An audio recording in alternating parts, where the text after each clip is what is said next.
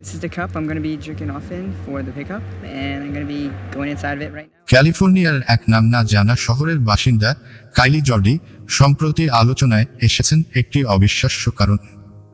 87 সন্তানের বাবা হওয়া, এই ঘটনা যেন এক রূপকথার গল্প।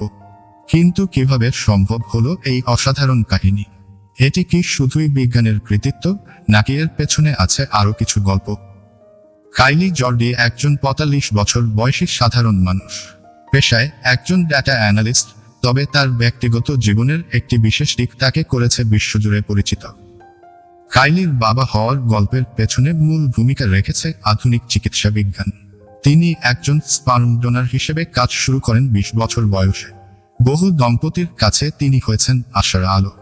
2010 থেকে 2020 সালের মধ্যে কাইলি প্রায় 87টি পরিবারকে সন্তান নেওয়ার স্বপ্ন পূরণ করতে সাহায্য করেছেন।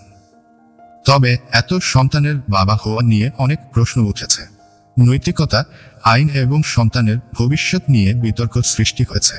ক্যালিফোর্নিয়ার আইন অনুযায়ী একজন ডোনারের কতজন সন্তানের বাবা হওয়া উচিত তা নির্দিষ্ট করা হয়েছে, তবে এটি সবসময় নিয়ন্ত্রিত হয় না। So we'll be having Kyle do a donation. I've done it before. এত বেশি সন্তানের ক্ষেত্রে ডোনারের পরিচয়, গোপনীয়তা এবং সন্তানদের মনের উপর কী প্রভাব পড়তে পারে তা নিয়ে চিন্তা করা জরুরি।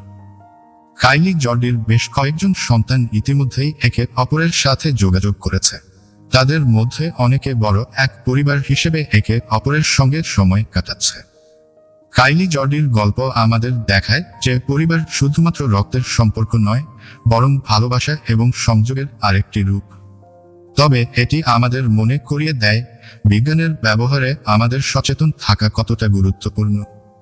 এই গল্প আপনার কেমন লেগেছে কমেন্টে জানাতে ভুলবেন না।